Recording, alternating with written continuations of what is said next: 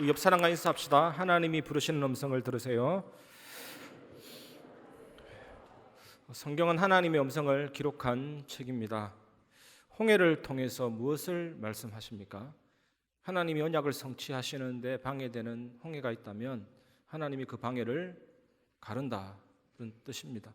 요단도 여리고도 사자굴도 풀무불도 무엇을 말씀하고 계십니까? 그리고 오늘 족보 얘기를 하는데 이 족보 속에도 하나님이 우리를 부르시는 음성이 들어 있습니다. 그 세미한 음성을 듣는 예배가 되시기 바랍니다. 첫 번째, 다윗 가문을 통해서 하나님이 당신을 부르시는 소리를 들으시기 바랍니다. 오늘 본문은 예수 그리스도의 육신의 혈통인 다윗 가문의 이야기입니다. 사무엘하 7장 16절, 내 집과 내 나라가 내 앞에서 영원히 보존되고 내 왕위가 영원히 견고하리라 하셨다 하라. 하나님은 다윗에게 언약을 주셨습니다. 내 씨로 내 왕조가 견고히 하겠다, 이렇게 언약을 줬잖아요. 그런데 그대로 되었습니까?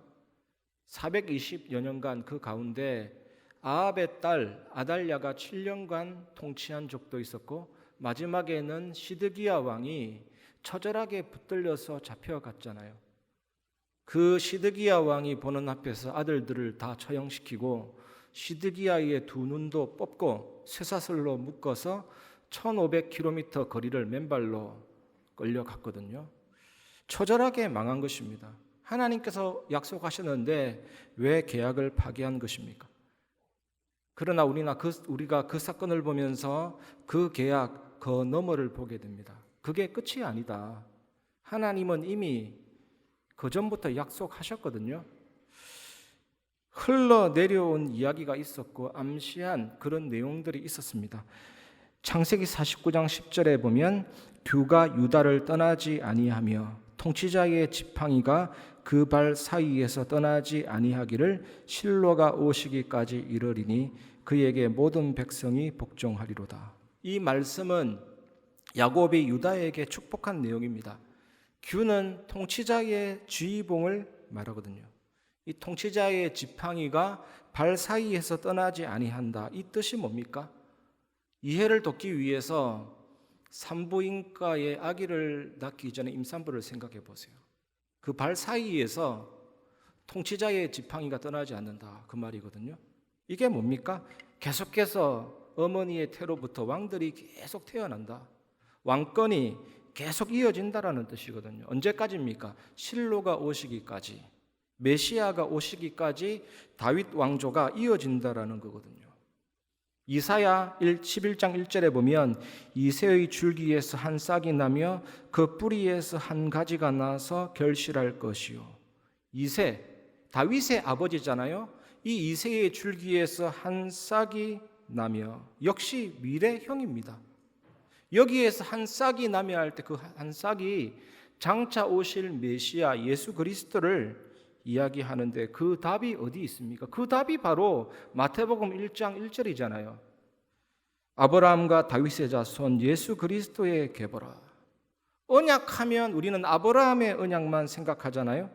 아브라함의 언약이든 다윗의 언약이든 그 계보의 시작이 누구냐? 예수 그리스도시다. 그 답을 말씀하고 있습니다. 그게 답이라고 말씀하고 있거든요. 그래서 예수님은 다윗의 자손이요 메시아라는 이 사실은 예수님 당시 많은 사람이 알고 있는 일반적이면서 보편적인 상식이었습니다. 특히 이방인들도 예수님 보고 뭐라 그러냐? 다윗의 자손이요 할 만큼 아주 일반적인 상식이었죠. 우리는 언약이라고 하면 아브라함의 하나님, 이삭의 하나님, 야곱의 하나님이라고 하지만 근본적으로는 아담을 생각해야 됩니다. 언약이라고 할 때. 낙원인 에덴에서 생명나무를 따먹고 영생하도록 지어진 아담이 선악과를 따먹고 하나님과의 계약을 파기하고 언약을 파기하고 하나님으로부터 쫓겨났잖아요. 그때 죽음이 들어오게 된 겁니다. 죽음은 원래 창조의 일부가 아닙니다. 하나님이 창조할 때 죽음을 창조 안 했다니까요. 하나님 떠나면서 죽음이 들어오게 된 겁니다. 우리 인간이 죽는 것뿐만 아니라 나무도 죽게 되고 새들도 죽게 되고 공기도 죽게 되고 우주도 다 죽게 된 거거든요. 그래서 이 문제를 해결하기 위해 하나님이신 생명이신 참빛이신 로고스이신 그 하나님이 사람의 몸을 입고 이 땅에 오셨잖아요. 그래서 하나님을 떠났던 모든 영혼들이 하나님 만날 수 있도록 길이 되시고, 모든 죄와 저주를 해결하신 제사장이 되시고, 사단을 깨뜨리신 왕이 되셨잖아요, 십자가에서. 그 예수님을 영접하면 마귀의 손에서, 마귀의 종로로 타는 데서, 정신적인 육신적인 문제와 죽고 지옥 가야 되는 영원한 저주에서 빠져나와서 성령이 내 주인도 역사하시기 때문에 하나님과의 영원한 소통과 교제 속에서 응답받고 엄청난 영적 권세를 누리고 하늘 군대가 늘 섬기고 보호하는 축복과 세계를 살리는 응답을 누리게 됩니다. 여러분, 아담부터 지금까지 하나님이 택하신 자들을 부르시고 부르시는 것이 언약이라니까요. 구약할 때 그 약자, 신약할 때 그 약자, 그게 히브리어로 브리트, 하나님과의 관계를 말합니다. 고아를 그냥 데리고 살면 유괴입니다. 양자법을 거쳐서 입양시켜서 내 족보에 입적시키면 정식적으로 법적으로 아들이 되잖아요. 남자 여자가 그냥 살면 동거지만 결혼 예식을 거쳐서 법적으로 약속을 맺으면 다른 사람이 뗄래야 뗄 수 없습니다. 법적으로 관계가 맺어지는 것입니다. 고대 헷 족속은 약속을 맺을 때 짐승을 잡아서 피를 쌍방간에 뒤집어 썼다고 합니다. 약속 어기면 이렇게 된다.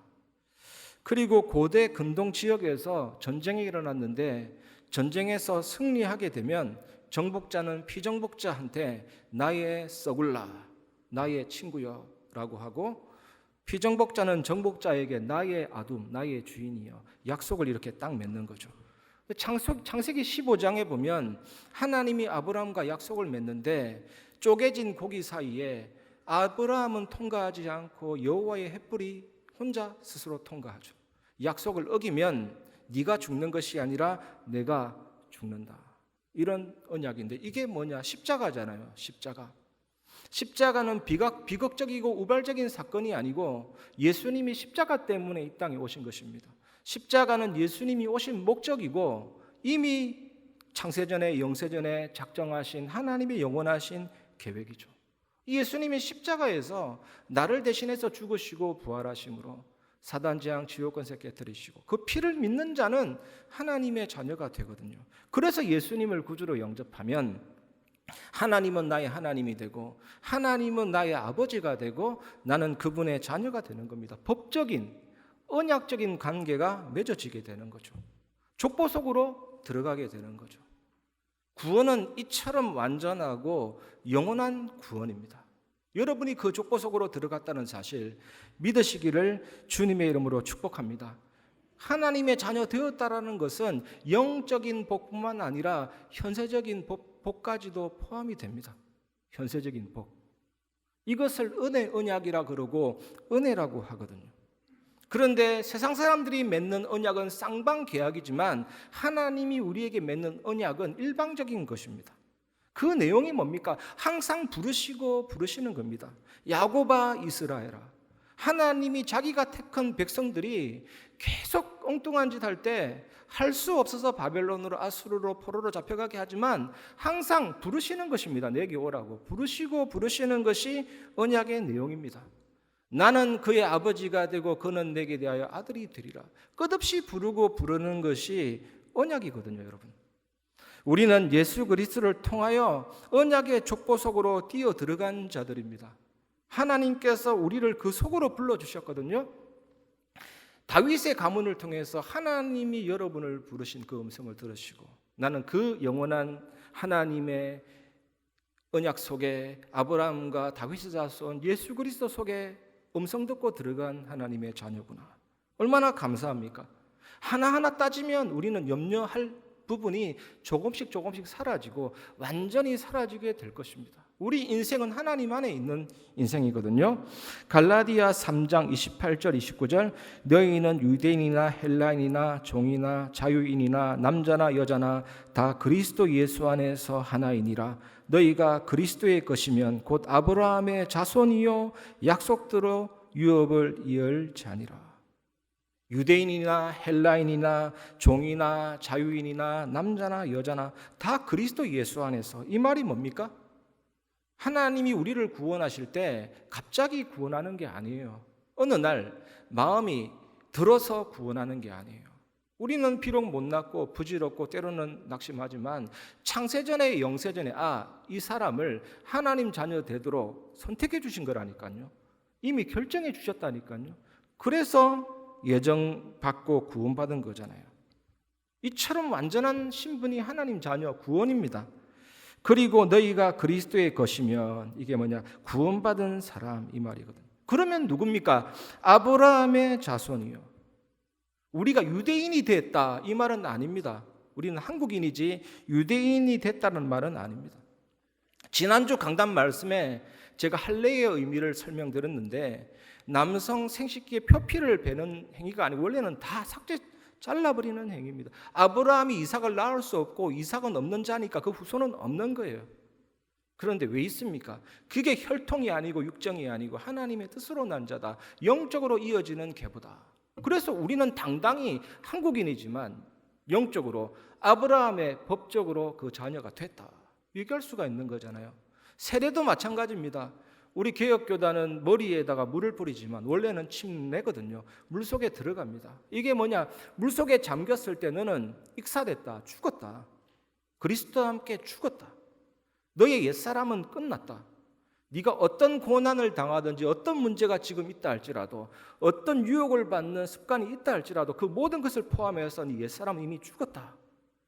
다시 올라올 때는 너는 그리스도와 함께 새로운 생명, 새로운 삶을 살아가는 것이다. 그래서 그리스도의 영이 너희에게 거하시면 너희 몸은 죄로 인하여 죽은 것이나 너의 영은 의로 인하여 살아난 자다. 그래서 하나님의 자녀는 죄를 이기고 세상과 사탄을 이기는 존재가 된 것입니다. 진짜 집착, 중독, 여러 가지 문제 있는 사람도 참된 복음의 의미를 깨달으면 이기게 되는 거죠. 그 문제가 뭐라고? 그 사건이 뭐라고 내가 여기에 내 인생을 끌려다니게 할 수 있냐? 나는 하나님의 자녀 아닌가? 내가 그리스도와 함께 죽고 다시 살아났다. 이전 것이다. 옛사람이다. 이렇게 여기면서 승리하게 되는 거거든요. 그런 하나님의 자녀가 된 겁니다. 여러분, 아브라함과 다윗의 자손 예수 그리스도의 세계가 여러분의 세계임을 믿으시기 바랍니다. 영적인 아브라함의 자손이 된 겁니다. 하나님의 관점은 한국인이냐 미국인이냐 아닙니다. 아브라함의 자손, 언약의 백성, 그 족보 속으로 들어갔다니까요, 여러분. 그러면 아브라함의 후손들이 진짜 마지막에는 어떻게 됐는지를 보면서 여러분의 현실 문제와 모든 것들을 한번 생각해 보세요. 그거는 문제가 되지 않습니다. 영원한 하나님의 은혜, 하늘의 별과 같이 많아지게 하실 그 복이 우리에게 임했다는 사실입니다. 그래서 아브라함의 가문이든 다윗의 가문이든 답은 예수 그리스도라니까요. 여러분의 답도 예수 그리스도입니다. 우리는 예수 그리스도를 통해서 그 가문의 일원이 된 것입니다. 예수님이 십자가 고난 당하실 때 굉장히 그 십자가 지시기 전에 감정적으로 극도의 스트레스가 심했거든요. 그러니까 핏줄도 터지고 땀샘도 터지고 그게 피땀이 나온 거거든요. 그래서 또 몸에 있는 수분들도 다 빠져나오고 쇼크 상태로 신체의 기능이 붕괴된 채 십자가에 매달려서 처절하게 죽임 당하셨잖아요. 요한복음 19장 30절에 예수께서 신포도주를 받으신 후에 이르시되 다 이루었다 하시고 머리를 숙이니 영혼이 떠나가시니라. 예수 그리스도께서는 자신의 삶 전체로 하나님의 뜻을 완전히 이루셨거든요. 다 이루셨습니다. 내가 받을 형벌, 내가 달릴 그 십자가에 예수님이 달리셔서 사탄 재앙 지옥 권세를 깨트리시고 죽음에서 부활하셨습니다. 다 이루었습니다. 그 사실을 믿으면 모든 죄와 저주 해결되고 하나님의 영원한 자녀가 되는 거예요. 그거 믿을 때 하나님이 우리에게요, 너는 의롭다 선언해 주시고 인정해 주시고, 이 의롭게 되는 것, 하나님의 자녀 되는 것은 무엇이 전제됐냐? 하나님 보시기에 마치 죄 한 번도 지은 적이 없는 자처럼 하나님이 취급해 주시는 것이 전제되어 있고, 마치 죄를 아예 알지도 못하는 자로 인정해 주신다니까요. 어느 정도입니까? 천국 갈 만큼 우리의 모든 죄가 의롭게 되고 끝난 것입니다. 사단의 권세가 다 이룬 것입니다.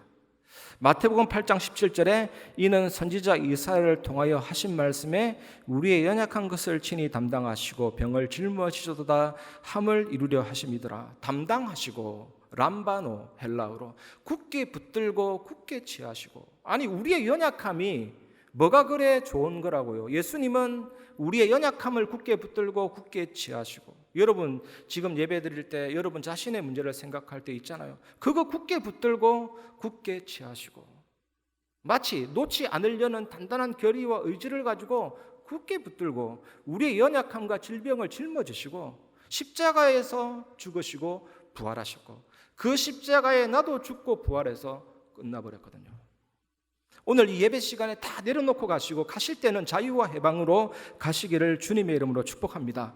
히브리서 2장 14절에 자녀들은 혈과 육에 속하였음에 그도 또한 같은 모양으로 혈과 육을 함께 지니심은 죽음을 통하여 죽음의 세력을 잡은 자 곧 마귀를 멸하시며. 신학자가 쓴 표현을 그대로 한번 전달해 드리면 죽음 폐지, 하나님 자녀에게는 죽음 폐지, 그리고 영원 불멸의 씨앗을 심었다 되어 있더라고요. 하나님이 우리 죽을 몸을 완전히 살리시죠. 천국 갈 수 있도록. 고린도서 15장 55절에 바울이 얼마나 확실하게 누렸냐. 사망아 너의 승리가 어디에 있느냐, 사망아 내가 쏘는 것이 어디에 있느냐. 바울은 죽음과 사탄을 조롱했습니다. 여러분들 이번 한 주간 죽음과 사탄을 조롱하는 은혜의 증인 되시기 바랍니다. 그게 뭐라고요? 그래서 사망은 예수 그리스도를 믿는 우리들에게 허상일 뿐입니다. 사람이 제일 두려워하는 게 뭡니까? 죽음인데 그게 전부 다 허상이에요. 사실은 실상이 복음이고 실상이 믿음이잖아요. 이런 은혜를 주셨습니다. 우리는 예수 그리스도로 말미암아 완전 실상인 언약의 족보 속에, 구원 족보 속에 들어갔습니다. 다윗 가문을 통해서 이렇게 우리를 부르신 하나님의 음성을 들으시기를 바랍니다. 그리고 두 번째, 하나님의 부르시는 음성은 은혜의 음성임을 기억하시기 바랍니다. 마태복음 1장 7절에서 9절, 솔로몬은 르호보암을 낳고 르호보암은 아비야를 낳고 아비야는 아사를 낳고 아사는 여호사밧을 낳고 여호사밧은 요람을 낳고 요람은 우시야를 낳고 우시야는 요담을 낳고 요담은 아하스를 낳고 아하스는 히스기야를 낳고. 여기 왕들의 이름이 쭉 나오는데 이 왕들의 이름을 살펴보면 하나님이 은혜의 음성으로 다윗 가문의 일원으로 언약의 족보로 부르셨구나 알게 될 것입니다. 솔로몬은 처음에는 하나님을 잘 섬겼잖아요. 그런데 끝도 없어요. 만족이. 부인을 1000명 데리고 오니까 그 부인이 데리고 온 1000개의 우상이 생긴 겁니다. 완전 우상국가가 됐죠. 그래서 바로 그 아들 르호보암 때 나라가 두 조각이 났습니다. 분열이 되어버렸습니다. 북이스라엘과 남유다. 그때부터 계속 두 나라가 싸우기 시작합니다. 그리고 그 아들 아비야는 처음에는 하나님을 경외했지만 결국 우상에 빠지고 사악하게 타락을 했습니다. 그리고 그 아들 아사는 딱 10년간만 하나님을 잘 섬겼고 이후에 타락했죠. 처음에는 우상을 막았고 할머니가 아세라 목상을 만들었다는 이유로 그 자리에서 폐위시킬 정도로 됐는데 나중에 점점 타락하니까 선지자가 와서 그 죄를 지적했는데 그 선지자를 옥에 가뒀습니다. 그리고 마지막 생애 2년 동안은 발에 병이 생겼는데 하나님 찾지 않고 이방의 마법사를 불러서 발의 병을 고치다가 오히려 더 고통스럽게 죽임을 당했습니다. 그리고 그 아들 여호사밧은 전에 강단 말씀에도 설명을 드렸는데 모압, 암몬, 마온 세 나라가 쳐들어왔을 때 군대를 정비한 것이 아니고 찬양대를 조직해서 지리멸렬시키는 응답을 받았는데 이게 점점점 이상해졌어요. 그 북이스라엘 왕 중에 제일 못된 왕인 아합 왕의 딸을 며느리로 삼았다니까요. 그 딸이 누굽니까? 시대적인 악녀 이세벨의 딸이잖아요. 그게 아달랴입니다. 아달랴. 그때부터 또 고난이 시작이 되죠. 여호와께서 그를 책망하셨습니다. 그리고 여호사밧의 아들 요람, 그러니까 자연스럽게 우상숭배하게 되고 악질 중에 악질이 됐습니다. 나중에는 이 사람 몸에서 창자가 바깥으로 빠져나오는 병으로 처절하게 죽임당하고 그 시체가 왕의 묘실에도 안치되지 못했습니다. 그리고 우시야는 스가랴 선지자가 살아있을 동안만 하나님을 섬겼고 점점 교만해졌습니다. 성전에 들어가서 감히 제사장만이 분향을 할 수 있는데 이 우시야가 하나님께 분향을 했습니다. 그때 제사장들이 만류하니까 제사장들에게 오히려 화를 내고 그때 그 이마에 문둥병이 생겼습니다. 왕궁에 거하지 못하고 평생 별궁에서 외롭게 지내다가 죽임을 당했죠. 그리고 그 아들 아하스는 유다 왕 중에 가장 넘버원, 가장 악한 왕이었습니다. 바알과 아세라를 섬기고 심지어 자기 아들을 우상에게 제물로 바쳤죠. 언약이 뭡니까? 하나님이 부르시는 거잖아요. 이 악한 왕에게도 하나님이 부르시고 좀 깨닫도록 징벌을 내리시고, 그런데 회개하고 뉘우치지 않고 더 악에 바쳐서 범죄를 일삼다가 처절하게 죽임을 당했죠. 여러분, 왜 예수 그리스도의 족보에 이런 악한 사람들의 이름이 들어가 있습니까? 다윗 가문을 통해서 하나님이 여러분을 부르시는 음성은 은혜의 음성이라는 거거든요. 예수님이 이 땅에 오신 목적이 뭡니까? 나는 의인을 부르러 온 것이 아니고 죄인을 불러서 회개시키기 위해서 왔노라. 나는 병든 자를 불러서 고치기 위해서 의사로 왔노라 그랬잖아요. 굳이 마태복음 족보에 마태가 세밀하게 기록하거든요. 마태 본인도 사실은 세리 아닙니까? 동족의 피를 빨아먹는 거머리 아닙니까? 그 속국돼 가지고 안 그래도 상처 많은데 그 동족의 세금을 많이 거두어서 로마에게 조금 주고 자기가 다 차지하고 완전히 매국노 중에 매국노, 못된 놈 중에 못된 놈이죠. 근데 마태를 하나님이 은혜로 그 족보 속으로 부를 때 전 재산을 버리고 나아갔잖아요. 그래서 이 마태는 이런 사람들의 이름을 한낱낱이 기록하면서 구원의 은혜, 구원의 감사, 감격을 이야기하고 있는 거거든요. 그 은혜의 음성을 기억하시기 바랍니다. 에베소 1장 5절에 그 기쁘신 뜻대로 우리를 예정하사 예수 그리스도로 말미암아 자기의 아들들이 되게 하셨으니, 창세전에 영세전에 하나님이 우리를 구원하시기로 결정했습니다.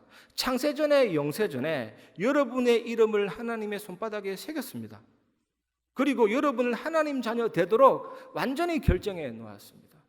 그 시간을 거슬러 어느 때에 여러분들이 마음에 하나님의 강한 자격을 받게 된 겁니다. 영적으로 갈급해지게 된 겁니다. 하나님이 나의 주인이 되시고 나의 왕이 되었으면 좋겠다. 나는 지긋지긋한 이 운명에서 벗어나고 싶다. 그런 열망이 생긴 겁니다. 하나님이 하신 것이죠.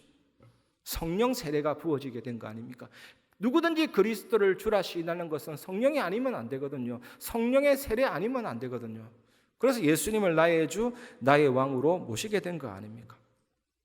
예레미야 24장 7절에 내가 여호와인 줄 아는 마음을 그들에게 주어서 그들이 전심으로 내게 돌아오게 하리니 그들은 내 백성이 되겠고 나는 그들의 하나님이 되리라. 하나님이 우리에게, 하나님이 작정된 영혼에게 하나님 아는 마음을 주시는 겁니다. 하나님이 우리를, 하나님이 세상을, 준비된 영혼을 하나님께로 돌아오도록 이끄시는 것입니다. 하나님이 우리를 자기 백성 삼으신 것이고 하나님이 나의 하나님, 여러분의 하나님이 되어주신 것이거든요. 저는 때로는 하나님을 아버지라 부를 수 있는 게 너무 감사한 거겠죠. 참 다행이다, 세상 말로. 참 은혜다. 하나님의 부르심과 하나님의 예정이 아니면 나는 죽었을 텐데 하나님이 나를 예정하시고 부르셨구나. 절대로 구원은 취소될 수 없는 거구나. 완전한 거구나. 믿어지는 거겠죠. 그래서 구원에 있어 우리가 한 것은 아무것도 없습니다, 여러분. 회개와 믿음도 하나님이 예정하셨기 때문에 그 사람에게 생겨난 거예요. 내가 회개했기 때문에, 내가 믿었기 때문에 구원받았다. 그거 완전 틀린 말입니다. 하나님이 부르시지 않으면, 하나님이 예정하시지 않으면 회개할 수 없습니다. 믿어지지 않습니다. 하나님께로 돌아갈 수 없고 구원받을 수 없다니까요. 오직 하나님의 은혜고 오직 하나님이 구원의 주체이십니다, 여러분. 그 은혜로 그 은혜의 부르심으로 그 족보 속으로, 은혜의 족보 속으로 넣어주신 그 사건, 그 하나님의 음성, 이번 한 주간 꼭 기억하시고 하나님께 감사 찬양 영광 돌리시는 정인 되시기를 주님의 이름으로 축원합니다. 우리가 이번 주간 마지막으로 붙잡아야 될 언약은 하나님의 부르심의 이유인 복음 누림과 예배 속으로 들어가시기 바랍니다. 마태복음 1장 10절 11절 히스기야는 므낫세를 낳고 므낫세는 아몬을 낳고 아몬은 요시야를 낳고 바벨론으로 사로잡혀 갈 때에 요시야는 여고냐와 그의 형제들을 낳으니라. 계속해서 왕들의 이름이 나오죠. 처음에는 아마 의아해했을 겁니다. 아니 족보 얘기 딱 나오는데 하나님이 부르시는 음성을 들으라? 전혀 안 맞잖아요. 근데 메시지 말씀 들어보니까 이해가 되시죠? 그게 하나님이 부르시는 음성이라니까요. 왕들의 이름이 계속 나옵니다. 이 므낫세는 유다 왕들 중에서 가장 장기 집권한 왕입니다. 55년 동안 장기 집권하면서 한 일이 있습니다. 우상 숭배만 했어요. 우상 숭배. 이 히스기야의 아들이 우상 숭배만 했다니까요. 그러다가 끝에 가서 회개하고 하나님을 약간 경외했죠. 그리고 히스기야의 손자 므낫세의 아들인 아몬은 아예 애굽 신의 이름을 자기 이름으로 삼았습니다. 아몬은 애굽 신의 이름이에요. 유다 왕이 애굽 신의 이름을 자기 이름으로 삼을 정도로 온갖 우상 숭배를 저질렀고 하나님을 반역했습니다. 여러분, 므낫세가 누굽니까? 히스기야의 아들인데, 아몬이 누굽니까? 히스기야의 손자인데, 완전히 히스기야가 렘넌트 언약 전달을 실패한 게 아닌가. 본인만 너무 누리고 본인만 너무 좋았던 것 같아요. 저는 이거 보면서 진짜 렘넌트 사역이 심각하다, 시급하다. 우리 때의 복음만 누리고 끝나면 안 되잖아요. 우리 때의 복음만 누리고 정말 한 명 한 명을 렘넌트 살려야 되고 당장 저의 자녀들을 돌아보게 되는 거죠. 이 복음의 바통을 전달하고 렘넌트 사역에 올인해야 될 이유가 있는 것입니다. 여고냐는 히스기야의 정손자라 할 수 있는데 하나님의 말씀이 적힌 두루마리를 이 여고냐가 받았어요.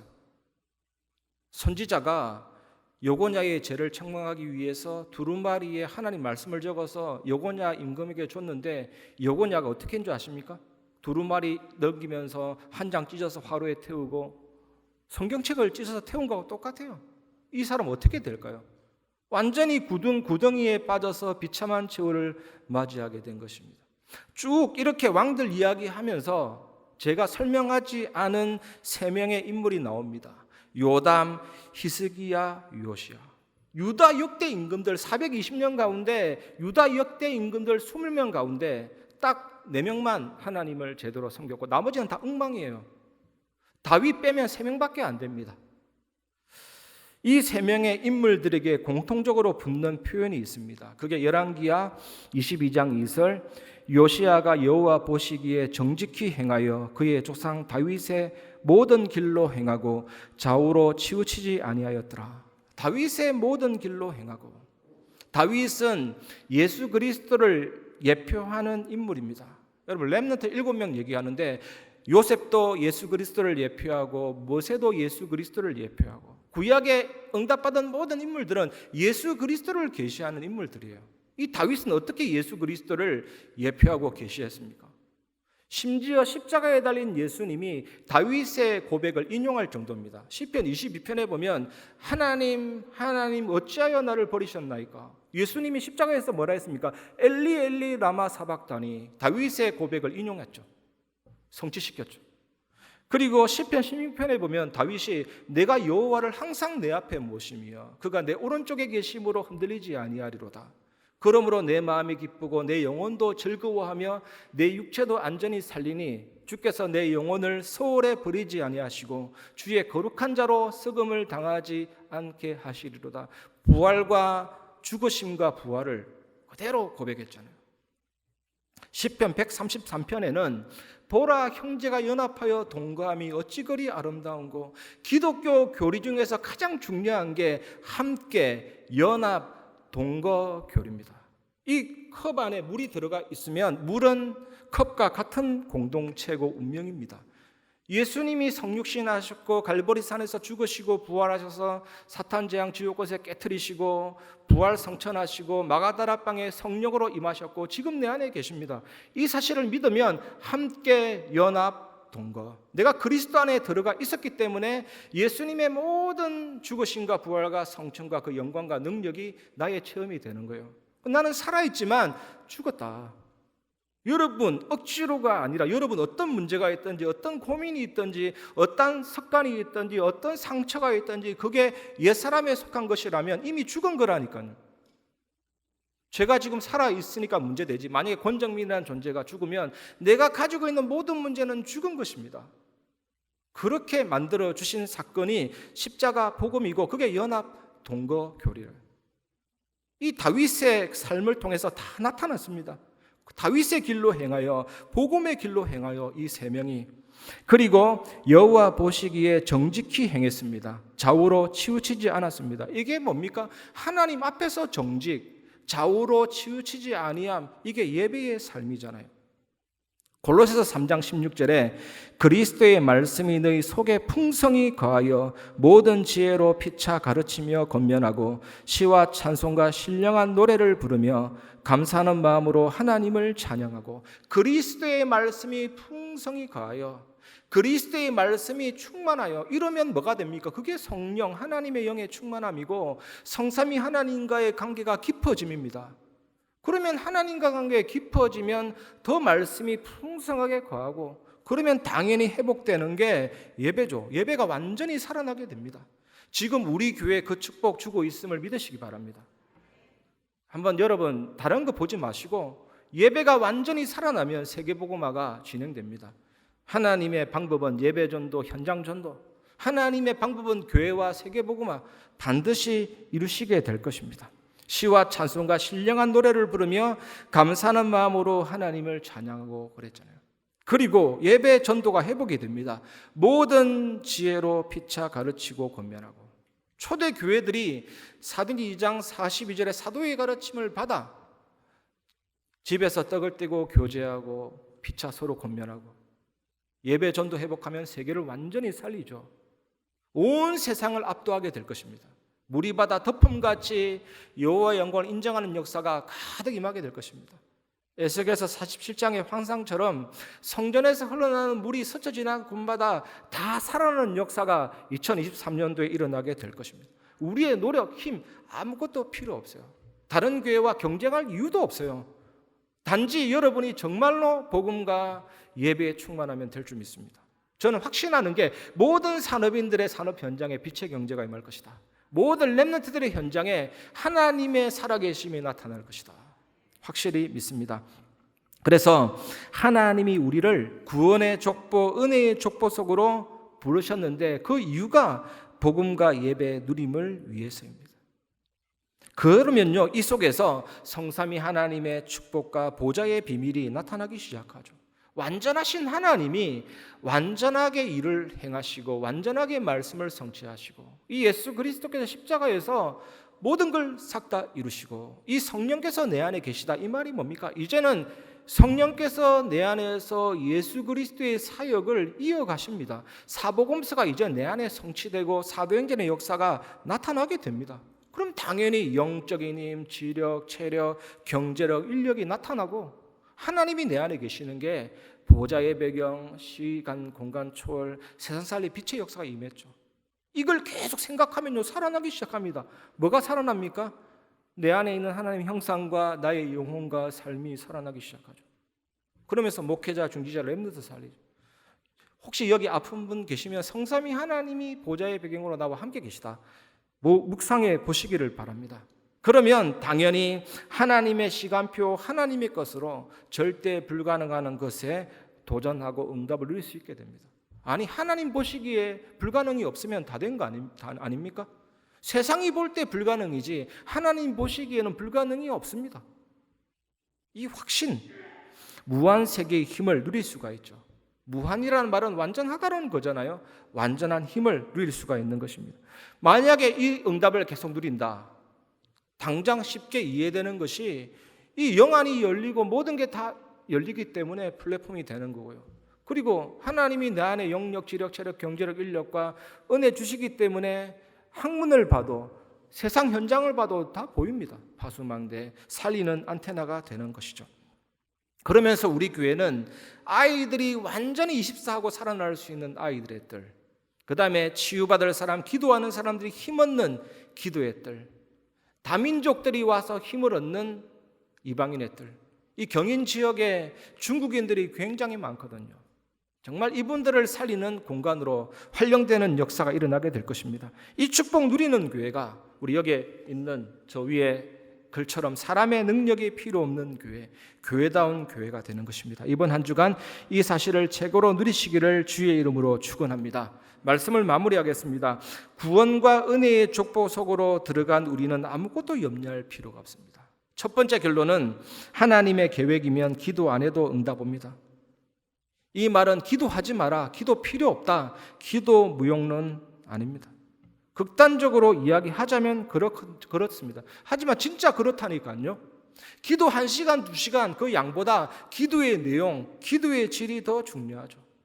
한번 테스트 해보세요. 여기 계신 분들 정말로 하나님의 자녀인데 하루 종일 기도하지 않고 지내봐도 하나님이 창세전에 영세전에 결정된 일이기 때문에 하나하나 응답이 옵니다.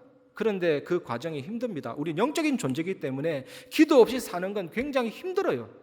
근데 약간만 기도하고 하나님 계획 붙잡으면 큰 응답이 오게 되거든요. 그래서 예배가 중요하죠. 요한복음 4장 24절에 영과 진리로, 성령과 말씀으로, 말씀 충만하면 성령 충만하고 성령 충만하면 말씀 충만하고, 이런 영적인 시스템과 영적인 발전기가 계속 돌면서 우리는 깊어지고, 어디까지 가냐? 내 힘 하나도 안 들였는데 땅끝까지 이르러 내 증인이 되리라. 그게 예배잖아요. 두 번째, 하나님의 계획이면 전도 안 해도 전도가 되어집니다. 이것도 역시 전도 무용론, 전도할 필요가 없다가 아닙니다. 왜냐?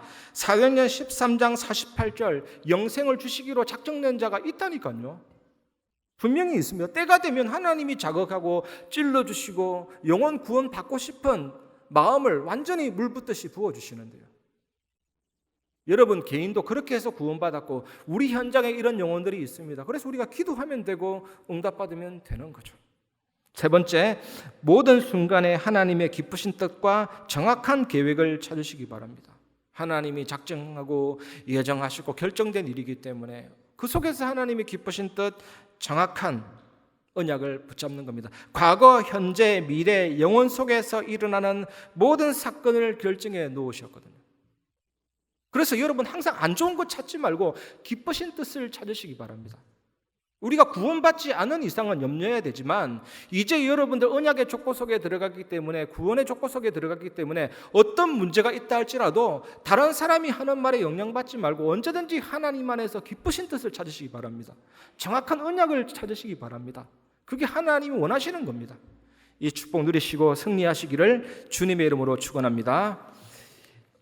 이 시간 부르신 곳에서 찬양하고 말씀을 마무리하겠습니다.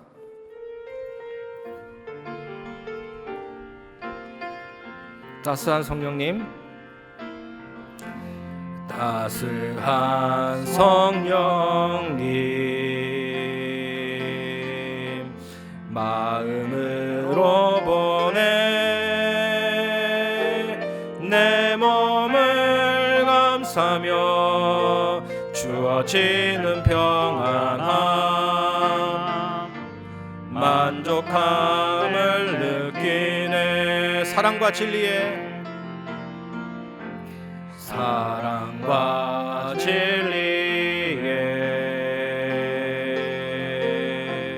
한 줄기 빛 보내